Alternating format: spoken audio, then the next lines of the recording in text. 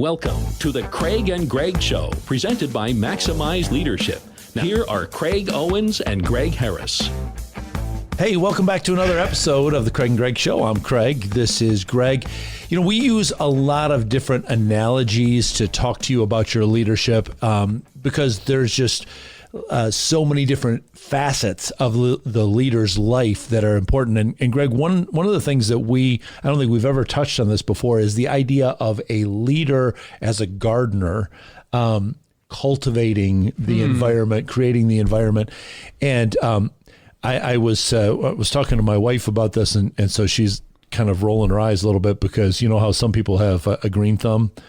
Betsy and I both have like black thumbs. Like if you want us to kill a plant, just give it to us. You know, Can you watch it for a day? Okay. I don't know if we can make it for a day. I think the only one that we've had that has survived, it hasn't been a cactus, has been literally a plant that's called an air plant. It pulls the moisture out of the air, and every once in a while you pull it out and put it upside down in some water, and then you put it back in there. That's it. That's it. And then those we can do what that doesn't count. But leaders do have to, you know, I mean, we use the terminology a lot about growing your team. And so it kind of lends itself towards the idea of it's a good stretch. A gardener, it's a good that sort of thing. Right. Gotcha. Yeah. But think about when the seed goes in the ground, the seed pretty much has everything that it needs to grow, except for just a little bit of tweaking. And really what the gardener's trying to do is, I think you can grow. Let me just get the things out of the way that's going to keep you from growing. And that's, I think, the assumption that we need to really work on as leaders is, hey, that person right there, they can probably grow. What do I need to get out of the way for them to grow? So let's talk about, first of all, you know, what would, if we kind of stick with the gardening analogy, what kind of leader is putting a seed in the ground and then pulling it back up to see how it's doing and then putting it back in the ground? Impatient one. Yeah. OCD maybe. Yeah. Like, is it working? Am I doing the right thing? Like every sunrise, you're like, okay, maybe I'll say if there's any root system. Right. And then of course the roots are like, I'm just trying to get connected here, and you keep jinking me out of this freaking dirt. I'm in big trouble now. I know it. I think there's a lot of ways to play this gardener, develop other people. You've done awesome with that because you see something in somebody and you kind of just work with that. You know, it's you're really good at communicating, or you're really good at problem solving.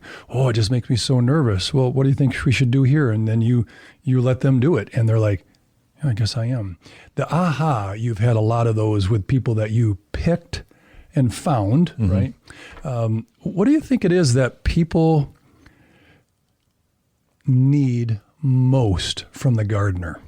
Well, I think it has to start with the belief, you know. Okay. So like going back to that, what I just said to you about putting the seed in the ground, I believe that the roots are growing. I believe that the sprout is coming. I might not see anything above the surface yet, but I believe that it's there. Right. I think that brings so much out of somebody when they realize, wow, that person believes in me. Yeah. And then you can really start to see some flourishing. It's when, you know, you kind of got that leader that's sitting there like looking at them like, okay, how are you going to mess up this time? Do you need me to step in to help you with this thing?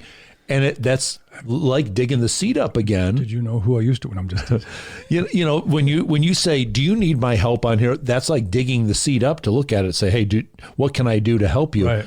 I can't do anything to make that seed.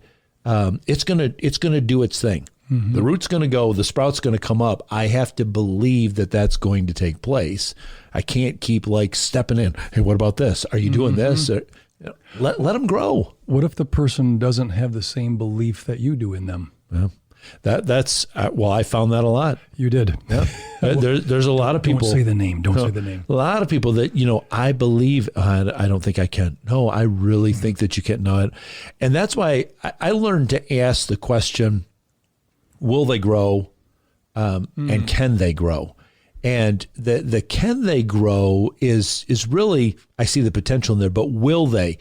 will they even get out of their own way? Will they believe what I'm imparting into them and pouring into them? Will they believe that? Will they begin to like, oh yeah, okay. That's the hard part to ascertain right up front. Yeah, a lot of times you can see the latent talent there, but then like, are they going to get out of their own way to grow? That's the hard part that you might not know until you start on the journey with them. I think there's a combo that you're hitting the nail on the head for. Confidence and then some competency. Yeah. Without confidence, you're probably not going to play to the competency that God gave you, how he made you, how he created you, and put you in situations that you need to use your competency. Yep. So maybe that's part of the gardener's job, is to have the confidence that they have the right seed, they have the right environment and conditions, and then let. Yep. Because we've used this analogy in a prior episode about a chrysalis and a butterfly. If you help the butterfly out, they won't. Their muscles and their wings will not sustain them, and they won't be able to fly. That's kind of like picking the seed. Yeah. You know, like I just want to make sure you grow. Oh, sorry, I broke a couple roots. Right. Well, now I got to do it again. You know. Yep. How do we balance? Because I think some want to teach the competency, the habits, the skills. I want to make sure you got the skills. But if they don't have the confidence, are you really a gardener? Yeah, absolutely. Right? Yeah, if you don't believe it. Right. So I wonder how, for all of us as leaders, how do we ascertain how much confidence to really rally and show them, and then patience on the competency development? Because you can't really take credit for them. We didn't make them. Right. You know, we got them on our team. It's beautiful. And then let's see them grow. What do you think the hang up is for some leaders who maybe, want to see the growth earlier, or different type of growth? Or Sure. What do you think? Well, I know for me, it's been kind of like I want them to catch up to me in my speed, but then I have to keep reminding myself, well, wait a minute. When I was at that spot in my journey, I was moving at that speed that they're moving at right now. Yeah. And so, it's kind of like if you were learning math and you moved on to the next level. You went from algebra to geometry, and then you're talking with somebody who's just starting with algebra, and you're like, come on, why don't you have this yet? Yeah. Well, because they don't have it yet. They haven't had the opportunity. So you're going to bring it out of them, and you have to say, all right, is there some things I can do? And that's why I said before, I think that the gardener sometimes just has to get out of the way, or say, let me give you what I wish that I would have had during that time, or what was helpful for me at that time. But then I'm just going to let you grow with that. Yeah. I think immediate gratification, immediate measurement is a challenge. I think our phones kind of taught us that. Like, when I grew up, my parents got me, World Book encyclopedias, and we thought that was the cat's meow. And then you start reading 300-400 pages of things. You're like, I'm not going to remember nothing. But you had to find it, right? We just would sit there and go through it all. Now you go on the phone and you want to find out, when is this golf event? That's an interesting musical. You have it right at your fingertips. Yep. And I think that plays to the demise of us in leadership, where we kind of want to grab the phone and say, so how is Craig doing? Yeah, well, and that's the hard part. Like with in manufacturing, I can look at, okay, here's the stuff coming off my assembly line. Yeah. And we're doing it really efficiently. How do you do that with people? Like, you can't look something up. How is this person doing? And so it is really hard to, like, how do you, I'm looking for a handle. I'm looking for, how do I measure this? And with the growth of people, it really is. I know some people say, well, that's a soft skill. Sure, it is, in the fact that you can't physically count it. Like, how do you say to somebody their level of competency went up 3.7% over the last quarter? Yeah. I mean, you can do that with my investment went up, the amount of widgets that we cranked out. What I can lift or run. But with people, it's hard. And I think that that's the other reason why we get a little antsy about it is we're like, I'm looking for some way to absolutely measure, that you've grown some. You use the analogy of manufacturing. So you can, turn up the crank on the machine and all of a sudden it starts to shake a little bit. And they're like, these products are falling off the conveyor belt. We're going too fast. Right. How do we know that with people? Yeah. Yeah. I think, you got to kind of watch that, that look in their eyes, that deer in the headlights, or that thing where you're talking to them and the blank look on their face where they're like, I have no idea what you're saying to me right now. So it's got to be a little bit of that. I like the Apostle Paul near the end of his letter to the church at Rome. I like this take. So this is, if you want to look it up in Romans chapter 15, he says, I'm fully convinced, my dear brothers and sisters, that you are, this is the belief that he has in them, that you're full of goodness. You know these things so well that you can teach each other all about them.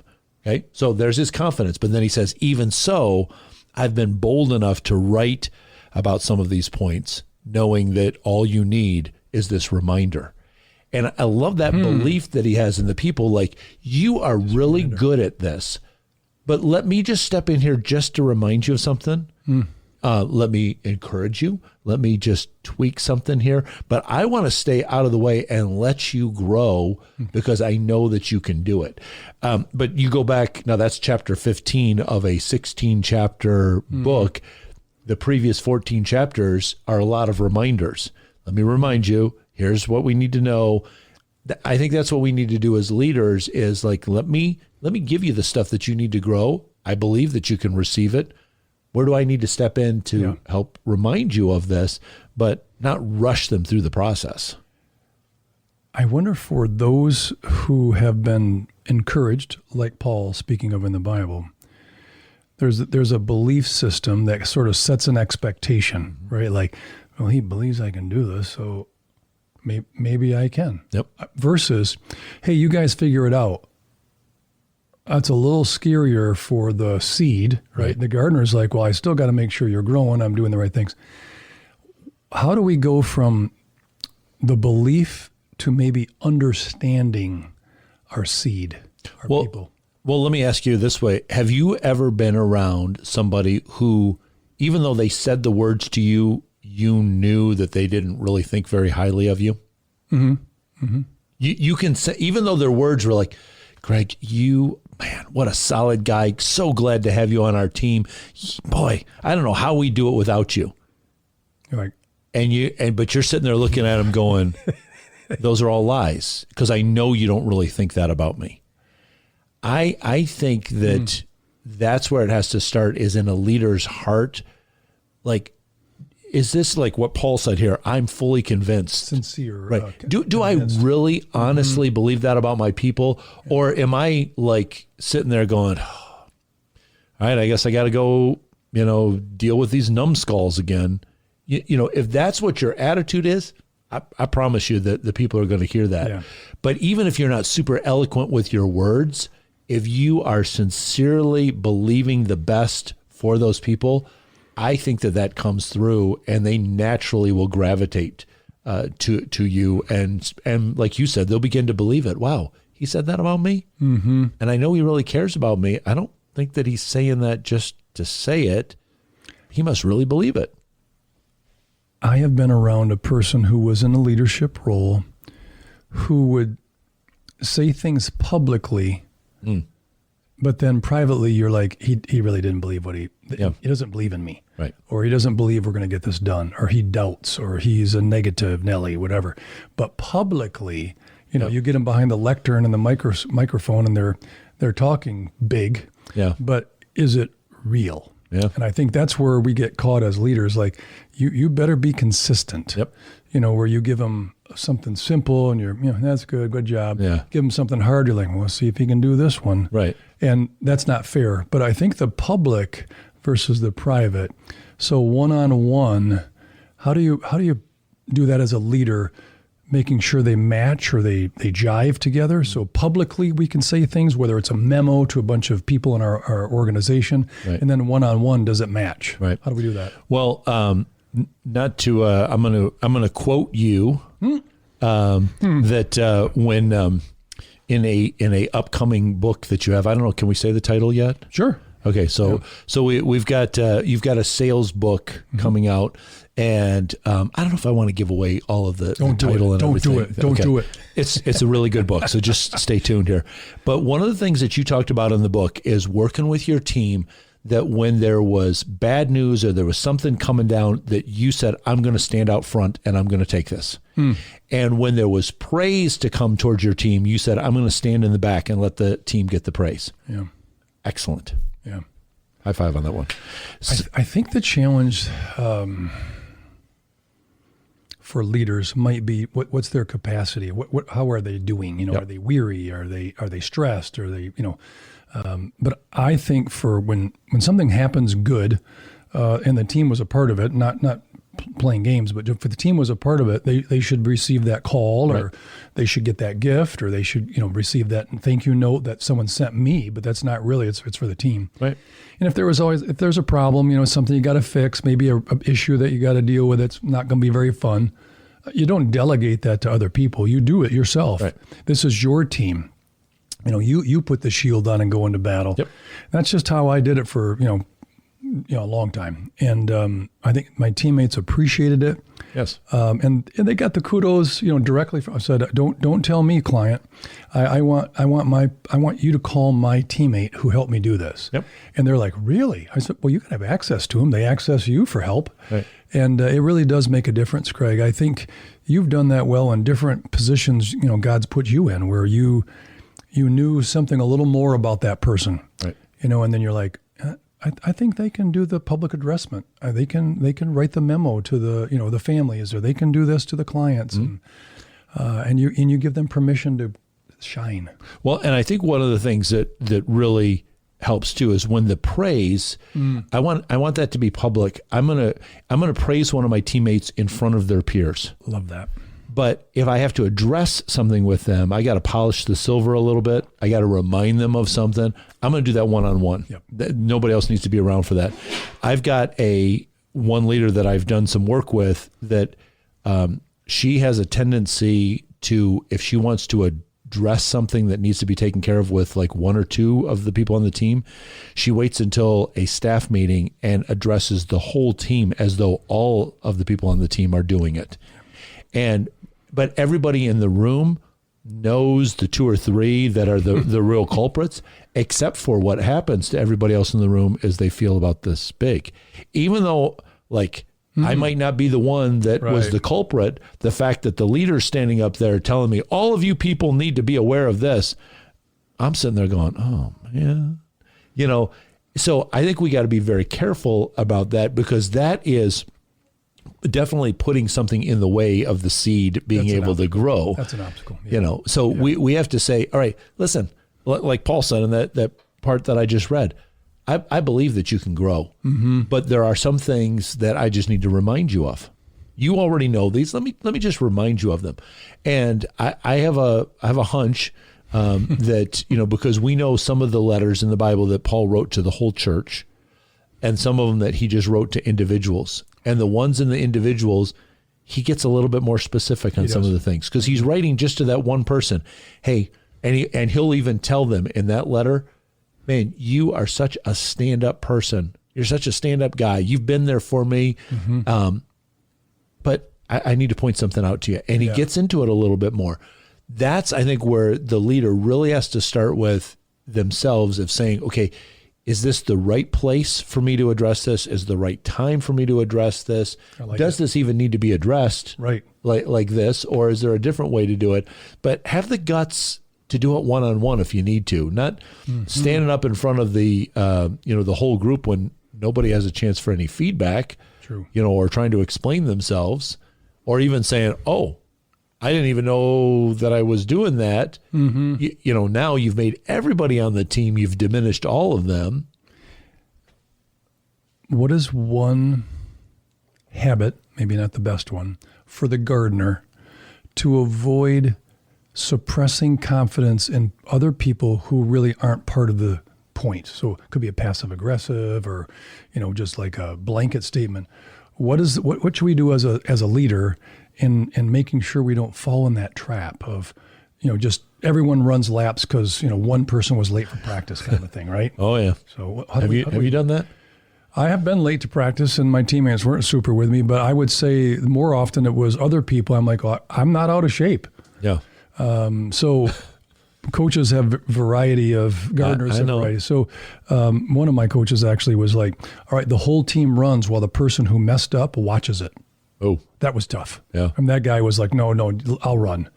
How do we make those decisions, Craig, when, we want to communicate kind of a blanket statement, but we know it's really one or two? How do we avoid taking air out of the room for everybody else? Well, one of the things that has worked really well for me is when I identify somebody who is a leader in training, has a real potential, is I get with them and I kind of, like I said earlier, I hinted at this. I asked the question, do you want to take this journey? Yeah, that's good. Do you want to right? Mm-hmm. And if they say, I'd really rather not, okay, that's great. And so then I know. Yeah. But if they, I'd like to do this. Okay, where do you see yourself needing growth? Yeah. What do you see? Yeah. Because then if I can start with the spots that they've already identified, then when we get to a spot where I say, well, now I've seen something, I hopefully have built up enough rapport with them at that time that they'll say, you know what, you've already been with me dealing with some of these other things. So I trust you to deal with this, because it's not pleasant to sit down with somebody and say, there's some weeds in your life that we need to pull these things out so that you can, you are sabotaging your own growth here. Last question, and then I'm going to give a quote here, but do you have one obstacle that you find to be most common with gardeners as we lead? I think it's kind of what we already hit on, is that there's gardening is not like a factory where you just like, we do X and Y and Z comes out. It doesn't work that way with people. It doesn't work that way with plants. You're gonna have to like individualize your care. This plant needs a little bit more fertilizer. This one needs a little more water. This one needs a little more sunlight. This one needs a little bit of weeding. It has to be individualized. And as leaders, if you're just looking for like, all right, I got my spreadsheet laid out here in my computer and I want to know how to click the boxes and just move through this process, it's just not going to happen. You're not going to grow people that way. Yeah. I think for gardening, developing, either enabling or growing with them, it's as much art as science. Oh, yeah, for sure. And I think that gives us leaders permission. Yep. It's going to be trial and error. What worked for Billy maybe doesn't work for Mary, and that's probably won't. Yeah. And getting back to your checklist, your punch list, I think that's one of the challenges with leaders is I have so many people. I just want to put them all in the same rack and a review. Okay, they're a 97 power on this Nintendo football game, and they're a 63 in speed. We kind of want to do that, and a little bit of the challenge for you as a leader of a church. Discipleship is hard to measure too. Yeah. And that's really, to use a biblical word, that's what we're doing in the real world, is we're discipling emerging leaders, current leaders, excelling leaders, and discipling is hard to measure. Yeah. I think that's what we're kind of getting. So like, my muscle got bigger because I upgraded to my next dumbbell, and now but you can see it. Right. And that's the hard part with a garden. You can't see it. Yeah, sure. The bigger the obstacle, the bigger the reward for overcoming the obstacle. And I think that's my quote, by the way. No one's going to believe it, but I think that's our challenge: is obstacles are to become or overcome. That's just what it is. The obstacle is not to be permanent. Whether it's a mountain, we got a lot of Bible verses that say move the mountain. Right. But how do we get to that place, Craig, where maybe the grit, maybe the persistence, the willingness to kind of dig in and say, no, I'm not going to let this obstacle beat me in finishing. What would you say to other leaders? How do we help a person get through the obstacle and not avoid it? Right. Well, I think that it has to be that I am committed to see this thing through regardless of what happens here. Got it. And that means that there might be some setbacks. I remember a friend of mine that he works with in a program that it's a residency program for people that are dealing with life controlling issues. And he says, I had to come to realize that 2 steps forward and 1 step back was still 1 step forward. And, but that's not what we want to see as leaders. No. Sometimes we just want to go 2 steps forward, 5 steps forward, 10 steps forward. Don't go back. That's what I want to see. No retreat, no regression. Just keep on going. But that's not what really happens in real life. And I have to be committed to that. And I'm going to ride it through. And that's one of the things that maybe we can help you with in coaching. We talk a lot about how maximized leaders can come in and help you in a coaching area, but maybe where we can help you is by coming in and sitting down with you and helping you do an evaluation of your teammates. Which ones need a little bit more fertilizer? Which ones need some weeds pulled? Which ones need the extra attention? That's the kind of coaching services that we want to provide for you. So if you go to maximizeleadership.com, click on the tab that talks about coaching. You'll see some of our coaches there, but especially at the bottom of the page, you can fill out the form and say, here's where I'm looking for some help. Here's where I'm looking for some coaching. Maybe it's not for you specifically, but for other people on your team. We'll read that. We'll get back in touch with you. We might connect you with one of our coaches, or we might say, here's another resource for you. It's not going to cost you anything for us to sit down with you and figure out what we might be able to do for you or who we might be able to connect you with. Because we want you to excel in your leadership. Because if you get better, the people around you get better. And when that starts happening here and there and everywhere, pretty soon we begin to make a change in all of our society for the better. So that's why we bring you these resources. That's why we want to be available for you. So please, if you haven't already, subscribe and click the bell so you're notified anytime that we drop some new content. Greg's got some great Maximize minutes, so you can just get it in 1 minute. We've got some shorter content. We've got these longer episodes. So we want to just provide you the resources that are going to help you grow. So stay tuned, because there's lots more great content coming your way real soon. Get in touch with Craig and Greg through Twitter at Maximize Podcast or at MaximizeLeadership.com. Be sure to subscribe so you don't miss any episodes of The Craig and Greg Show.